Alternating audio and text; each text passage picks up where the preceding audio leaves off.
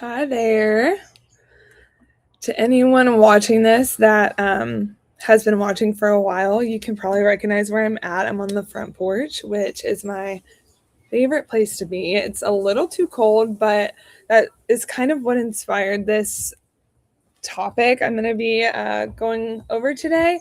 I've been doing a lot of like, this is what's coming up with the NNBA, and this is how you can get involved. And I just wanted to kind of go back to our normal um, or what we used to do, which was like kind of going over a topic. So I wanted to go over spring cleaning, just healthcare and in your life and as a nurse. So I was very inspired by this weather. It's nice in Tennessee. It's not hot, not too cold, but yeah. So I'm just gonna kind of get started on this because I'm really excited about this topic because I love spring. My birthday's in the spring. I'm sick of the cold. I moved back from Tennessee from Texas, so I'm used to like the hot heat, and this in between is kind of throwing me off. But spring, everyone thinks of spring, Easter, and spring cleaning, or at least for me. Um, that can mean a couple different things depending on your personality type. So if you're type A, you probably clean like your garage and your entire house. Oh my gosh, something's in my eye. Um, but if you're type B like me, you're probably just like moving clutter from one room or closet to another, kicking it under your bed. But I just recently moved and I've been going through a lot of my stuff and just feeling a little cluttered. And it got me thinking, how can I apply spring cleaning to my life and my career? Because, like I said, with all this moving and all this going on, conference planning, it's just like I feel like things are everywhere and I just want to clean up a little bit, clean up my brain. So today's question, and I really would like people to get engaged and get, involved in this. What would you eliminate if you could eliminate one thing from nursing like tomorrow? What would you eliminate? Would it be not like the entire healthcare system because like that's too easy, but like what's getting thrown out? Is it going to be like staffing, charting, like Tiger text, the group chat, the politics of it, night shift? I would like some people to chime in, so hopefully they will, and I'll respond to that. But I'm not asking so like we can all complain or like spiral on it or hyperfixate because we unfortunately like can't change it tomorrow. But I'm just asking because nurses are super good at just tolerating things. And this makes me think like moving the mess from one closet to another, like tolerating like crappy schedules and just like the chaos of the floor and being short staffed and doing everybody's jobs and um, just being underpaid and being micromanaged or micromanaged by somebody who hasn't touched a patient in 15 years or ever. So we all look at it like, oh, it's just part of it. But I think maybe some of it is just what we've accepted. So I was thinking about like what could people say if they're saying like what would you eliminate? What would you spring clean? And it's probably mostly system related, like the ratios and the mandatory overtime or excessive documentation or just the politics of the healthcare, the hospital, or meetings that are not really like necessary. And you may not be able to just eliminate those things globally, but you can change your position in certain environments. And I think that's the shift that we try to really push with the NNBA. And like we'll say things like, oh, I hate being a nurse, I hate nursing. And maybe y'all don't say that, but I've said that a million times. Like, I wish I would have went to school for marketing or whatever. But when I really think hard about like, why am I saying that? It's not that I hate being a nurse. I love being a nurse. I'm so proud that I'm a nurse. But when I dig deeper, it's like, I hate working 12-hour shifts. I hate my manager.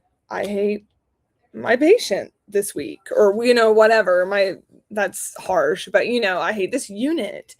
I hate that I have to do 40 hours of health stream a year. That's different. There are nurses doing other things like consulting or case management or legal nurse work or education. I mean, there are different options. Sometimes we haven't been exposed to them. So it's like maybe you don't hate nursing, you just hate working in like maybe you're like me. I don't hate nursing. I just hate working 12 to 16-hour shifts on the floor with patients that are allowed to hit me. I just think that's not for me.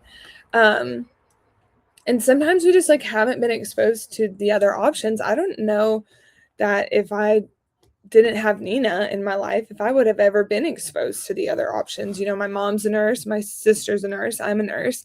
And if we were all just working on the floor, I think that would be all I would ever think that there was available to me. I also was thinking about like the culture side of nursing. Like, I can count on, you know, probably one hand the amount of times I've called out since I've been a nurse in the last 7 years, just because like I feel guilt or I feel like I'm gonna get in trouble. I feel a lot of pressure, or just like I'll never move up. And also like people are always saying, you know, I'll say things like, gosh, it was just like been so hard. I worked 16 hours the last 3 days. I got up at 5 a.m. and went in at 6 and didn't get off till 10 p.m. You know, I mean, that was my schedule. And I felt like people would say things like, well, you knew what you signed up for. That's what being a nurse is. Somebody's got to do it. That's why you make the big bucks, which was like my least favorite because I was like, where are the big bucks? But I just think like nurses and hospital systems definitely like glorify exhaustion and like being just completely drained. It's like the proof that you're dedicated to your work as a nurse. And it's become sort of my passion to tell nurses like you can care deeply and be a fabulous nurse and still have boundaries, and you can not destroy yourself in the process of taking care of other people. So if we get specific on the cultural norms and you could eliminate one cultural norm tomorrow, what would it be? Because mine would be like probably the like you knew what you signed up for. Because like not quite. And unless you're a nurse, I don't think you should say that. And if you are a nurse that's saying that, probably stop saying that. But so yeah, we have the cultural stuff, the system stuff, and then I also was thinking about the personal stuff. And I say stuff because this is kind of like the theme, the spring cleaning, like you have all this stuff, and what are you doing with all this stuff? So yeah, I think about the personal stuff, and like I will like gently poke because like sometimes I know that what we're accepting is something that we're actively I just clicked a button. My bad. We're like actively choosing to tolerate. So like if you hate your job, but you haven't looked for another job and you're just complaining every day, which I've done a lot of times, so I'm not calling you out. You know, that would be some personal stuff that you can eliminate. Staying somewhere you've outgrown, staying somewhere you don't enjoy and you don't feel like you can show up fully. So that means you're probably not showing up for your coworkers and your patients fully. Saying yes if you mean no. I really struggle with this. It's really hard. I'm a yes man. I want to please people. I don't want to say no, but sometimes you have to say no. And I know this is like, I try to stay away from the super, like the conversations that are like super common within nursing. And I know that like burnout is one, and I'm sick of hearing about it, to be honest. So I'm trying not to say too much about that, but you kind of can't not mention it. Waiting for permission to pivot. I think like something that a lot of people said to me when I left my last job and said, you know, I'm moving home, I'm going back to Tennessee. And they'd say, well, what are you going to do? Are you going to switch to, you know, another XYZ facility? Because I worked at one that had Tennessee locations. And I said, no, I'm going to go work for a nursing association, and I'm going to do member engagement and operations and some contract work. And there was a lot of people like, Well, how are you going to make money doing that? How do you get into that? How's this? Like, are you sure you're not going to miss it? What about your skills? Just like, I didn't need their permission. I was going to do it regardless. So, gosh, it's like windy all of a sudden. For the nurses that are already doing their own thing, I think one of like the personal things I'm talking about is undercharging. You shouldn't be doing stuff that takes a ton of your time and like costs you money in the end. Like your time is going to be your most valuable asset. So playing small because it feels safe or you're afraid that people won't choose you, like you don't want those people anyways. You just undercharging is just going to cause more burnout, and we know that. So okay, so where am I going with this? That's a good question. I don't know, because I could get on a rant, but basically my whole thing is like, sometimes we don't really hate nursing. I'm sure some of y'all do hate nursing. I'm sure at times I've thought I hated nursing, but really I just hated feeling stuck and like underappreciated and underpaid. And stuck usually is because you're scared of what's next. Like I'm super scared of not having financial stability. Some people might be scared of what people think or like losing their identity. If your identity is a nurse, if you're like me, I'm not married, I don't have kids. I have a dog that is my kid to me, but like my identity at one point, especially as a new nurse, was like, I am a nurse. What do you like to do? Well, I'm a nurse. Well, tell me about yourself. Well, I'm a nurse. So it's like sometimes moving on from bedside can feel like I'm so scared of losing my identity. Failing is another big thing. Like, what if you fail? Okay, but what if you don't? And if you fail, you have like a foolproof career opportunity. You can always find a job as a nurse. I used to hear that and think like, yeah, but like, no, I'm serious. You can always find a job as a nurse. So what if you fail? So what? And I know not everyone feels that way. And I get it, because like the financial stability was a huge fear for me, and losing my identity was like a fear for me at one point. But let me ask you, like, if the thing you hated the most, if you're spring cleaning, whether it was like your personal stuff or the cultural stuff or the system stuff, like if you removed that thing, what would open up for you? What would change for you in your career? So do a little spring cleaning, declutter that brain, declutter that, fear system that you have, and just pick out like what is worth keeping, because it's not worth keeping the fear of failing. I'm telling you now, it's just not worth it. Or the fear of what people will think. Who cares what people think? The people that have a lot to say probably have the same fears that you have, and they're just choosing to stay where they're at because they are not ready to face those fears, and that's what differentiates you two. But some people love bedside, and I always try to like really make a point of saying that like bedside nurses are so important and amazing, and like I've done it and I've worked with amazing career bedside nurses that wouldn't want to do anything else, and we need them. We don't have enough of them. They're underappreciated, underpaid.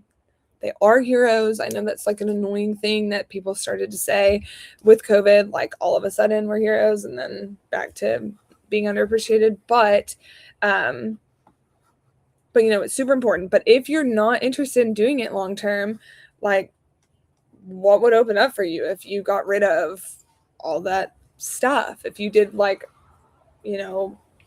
some soul searching and thought of like what would really change. So would more money open up? Would more peace or energy or sleep or flexibility? For me, it's like flexibility, being able to go do something. I took a picture the other day, and I'm going to eventually post it. I'm waiting for the right time, where I took my laptop and I was doing work on the NNBA website while I was getting a pedicure. I love that. That's like what I live for. I don't want to be getting beat up by patients and working a 16-hour shift when that's not my passion, and I don't feel like that's what I'm called to do. So this is exactly why we like host these conversations. I know that I don't have as much experience as a lot of the nurses in the NNBA or not in the NNBA. Even Nina has so much more, so much more valuable insight. But But I do like to have these conversations because we host events and stuff like that to expand what is possible or what you believe is possible as a nurse. So, like, we have an upcoming virtual event that is free to NNBA members and low cost to non-members. So I really recommend you take advantage of that. Go on our website. It's there. It is, let me see here. I'll go to the website and tell you exactly where to find it. You go to the homepage, events, and Nurse to CEO virtual event. So, like I said, free for NNBA members. All you have to do is register. It's a 75-minute virtual training. Nina's going to be hosting it. And there's 2 live sessions available. So there's March 19th at 7 p.m. Central Time, 8 p.m. Eastern Time. And then March 21st, it's a Saturday at 11 a.m. Central Time. So 12 noon Eastern Time. I don't know all the other time zones off the top of my head, but that's a great opportunity.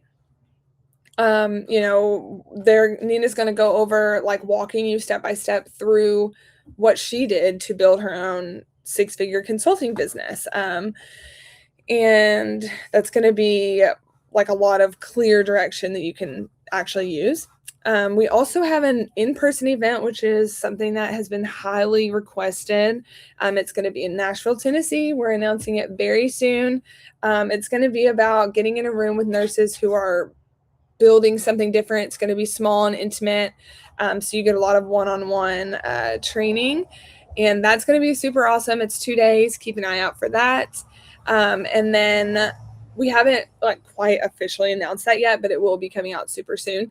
And then in July, of course, we have the NNBA conference. You'll see hundreds of nurses who are looking for career alternatives or are already running their own business. It's for entrepreneurs or aspiring entrepreneurs. You don't have to be a nurse business owner to be at this conference. It's super, super powerful. It's super inspiring. This will be I think my 5th year, but only my 2nd as part of the NNBA. The ones before were me just attending. And this isn't because everyone quits bedside because it sucks or anything, or because everyone has to start a business. We talk about career alternatives too. We've got Jeannie Wynn, who's going to be talking about some of those sales career alternatives. So I don't want you to think that you have to be a business owner to be a part of it, but it's just for nurses that stop believing that they only had 1, 2, 3 options as a nurse. So here's what I want you to leave with. I tried to stay on topic because I think spring cleaning is such a cute topic. But I want to leave you with this. You may not be able to clean your entire house and your entire garage and your car and attic and everything overnight, right? It might take a while. You may not be able to eliminate everything you dislike about your nursing job overnight. It might take a while, but you definitely can clean the eliminate. Wow. Hello, words. That was going to be so powerful. You can eliminate the belief that you have that you're trapped where you are, that this is your only path, or that, that you don't like, or that shrinks you, or waiting 5 years to make a change. This isn't telling you to burn your life down, and you wouldn't burn your house down just because it's cluttered. So spring cleaning isn't about, burning your house down because it's cluttered. So this is just about clearing space. So I would love to know if anyone wants to send me a message, if you weren't, wanting to really engage live, what are you done tolerating, and what is one small step that you can take this season to move away from it? So, all right. I love these conversations. I hope this was high value. Definitely send me an email if you have any questions about any of these events. The Nashville event will be announced very soon. The virtual event is on the website, and of course the conference is on the website as well. We have exhibitor and sponsorship options available, but they're going fast. We have all of our speakers lined up and ready. That agenda is on the website. It's live, so we're super excited about that. If this is a hit for you, share it with another nurse. If it inspires you, let me know why or how, and how I can support you. So thank you guys so much, and I hope you have a wonderful almost spring day.